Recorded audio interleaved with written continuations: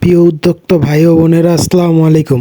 আশা করি আপনারা সবাই ভালো আছেন, সুস্থ আছেন। আমি আল্লাহর রহমতে ভালো আছি, সুস্থ আছি। আজকে আরেকটা গুরুত্বপূর্ণ ভিডিও নিয়ে আসলাম। দেশি মুরগির রানীক্ষেত রোগ কেন হয়? রানীক্ষেত রোগের নাম শুনলে আমরা কেন আতঙ্কিত হই? কিন্তু আমাদের যদি সঠিক নিয়ম জানা থাকে তাহলে দেশি মুরগির ইনশাআল্লাহ রানীক্ষেত রোগ হবে না। এছাড়াও আমি আজকে ভিডিওতে আলোচনা করব আমাদের বাসায় বেশিরভাগ রানীক্ষেত হলে আমরা কিভাবে দ্রুত সমাধান করব, বা কী ওষুধ খাওয়ালে আমাদের মুরগিগুলো ইনশাআল্লাহ দ্রুত সুস্থ হবে। পাশাপাশি আমাদের মুরগির রানীক্ষেত রোগের প্রধান কারণগুলো কি কি, এই বিষয়ে আমি আজকে এই ভিডিওতে আলোচনা করব। রানীক্ষেত রোগের সমাধানের জন্য আজকে ভিডিওটা সম্পূর্ণ দেখবেন। আর ভিডিওটা ভালো লাগলে একটা লাইক ও চ্যানেলটা সাবস্ক্রাইব করে দিবেন। আর আজকে ভিডিওটা সম্পূর্ণ দেখেন, ইনশাআল্লাহ আর কখনো রানীক্ষেত রোগ হবে না। এরকম দেশি মুরগি পালন করতে তথ্যমূলক ভিডিও একমাত্র আমার চ্যানেলে পাবেন। চলেন মূল আলোচনা যাই।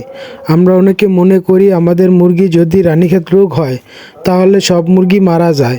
এই ক্ষেত্রে আমি আপনাদের বলতে চাই, যদি আমাদের বাসায় দেশি মুরগির রানীক্ষেত রোগ হয় আর আমরা যদি সঠিক ওষুধ ব্যবহার করতে পারি তাহলে ইনশাআল্লাহ একটি মুরগিও মারা যাবে না।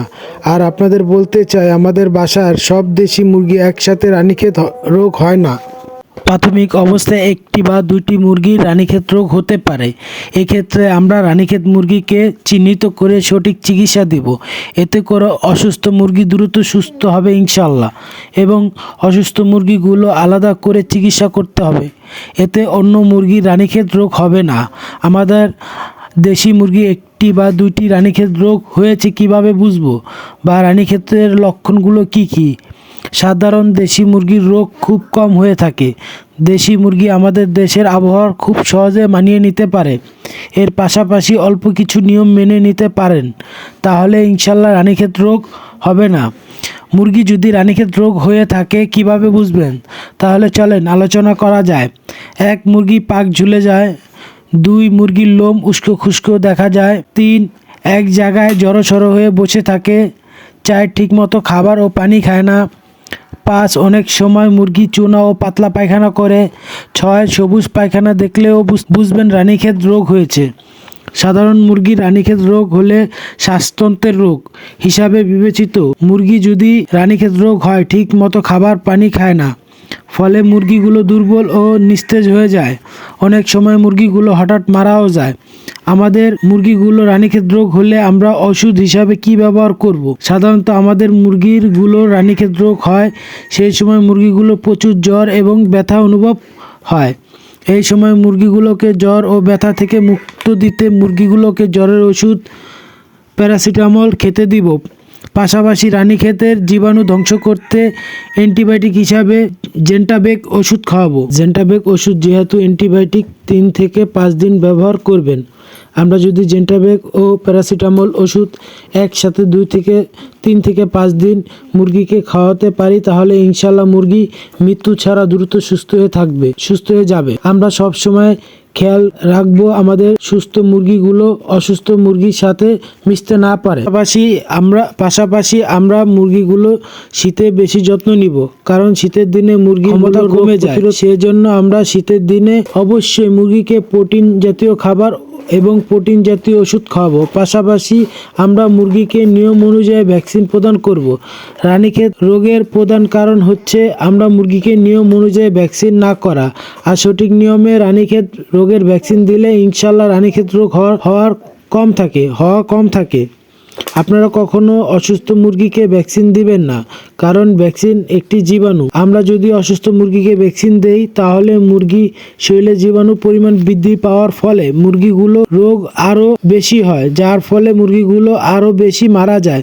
এক্ষেত্রে আমি আপনাদের বলতে চাই, আপনারা সবসময় সুস্থ মুরগিকে ভ্যাকসিন দিবেন। পাশাপাশি আপনারা মাটির মেঝেতে মুরগিগুলোকে শীতের দিনে রাখেন, যা সচরাচর শীতের দিনে মাটির মেঝে অনেক ঠান্ডা থাকে। এই জন্য শীতের দিনে মুরগিগুলোকে গরম রাখার জন্য মাটির মেঝে ধানের তুষ ব্যবহার করবেন। এতে শীতের দিনে মুরগিগুলো গরম অনুভব করবে। পাশাপাশি আপনারা এই লিটার মাসে 2 থেকে 3 বার পরিষ্কার করবেন, কারণ মুরগির ঘরে অতিরিক্ত ময়লা থাকলে লোম পাখা জমা হয়, তাহলে মুরগির ঘরে অতিরিক্ত গন্ধ হয়ে থাকে। যারা দেশি মুরগি আবদ্ধ অবস্থায় পালন করেন তারা সবসময় খেয়াল রাখবেন বন্য পশু প্রাণী খামারে আশেপাশে আসতে না পারে, আর সব সময় খামারকে জীবাণুনাশক স্প্রে করে নেবেন। মনে রাখবেন মুরগির ঘরে কখনো যেন গন্ধ উৎপন্ন না হয়। মুরগির ঘরে যদি গন্ধ উৎপন্ন হয় তাহলে মুরগির সর্দি, রানীক্ষেত ও গাম্বুরার মতো রোগ হয়ে থাকে। এমনকি মুরগির সব ধরনের রোগ এই গন্ধ বা গ্যাস থেকে হয়ে থাকে। যখন মুরগির ঠান্ডা হাঁচি কাশি হয় তখন আমরা গুরুত্ব দেই না। মুরগির ঠান্ডা হাঁচি কাশি হলে গুরুত্ব যদি না দেন তাহলে এখান থেকে রানীক্ষেত রোগ হওয়ার সম্ভাবনা থাকে। তাই আমি বলবো আপনাদের মুরগির অল্প ঠান্ডা হাঁচি কাশি দেখা দিলে দ্রুত সঠিক ওষুধ খাওয়াবেন। এক্ষেত্রে আপনারা সঠিক ওষুধ হিসাবে মাইক্রোনিট এবং ডক্সিবেট অথবা আপনারা চাইলে কসমিক্স প্লাস ওষুধ ব্যবহার করতে পারেন। সাধারণত এগুলো অ্যান্টিবায়োটিক ওষুধ। এই ওষুধগুলো ব্যবহার করতে পারেন 3 থেকে 5 দিন। পাশাপাশি আপনারা লক্ষ্য রাখবেন দিনের বেলায় খামারে যেন বাতাস প্রবেশ করতে পারে, এতে মুরগি সঠিকভাবে অক্সিজেন পাবে আর গ্যাস মুক্ত হবে। আপনারা সাধারণ খামারে দিনের বেলা পর্দা ফালায় রাখেন।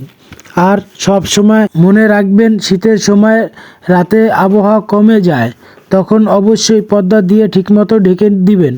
রাতে শীতের সময় খামারে গরম রাখার জন্য হিটার বাল্ব জ্বালিয়ে রাখতে পারেন। এই নিয়মগুলো ইনশাল্লাহ ভালো করে পালন করতে পারেন, আশা করি রানীক্ষেত রোগ থেকে মুরগিকে সুস্থ রাখতে পারবেন। আমার কথায় কোনো ভুল হয়ে থাকলে অবশ্যই কমেন্ট করে জানাবেন। আমার ভিডিওটা কষ্ট করে দেখার জন্য সবাইকে ধন্যবাদ। আজকে ভিডিওটা এই পর্যন্ত।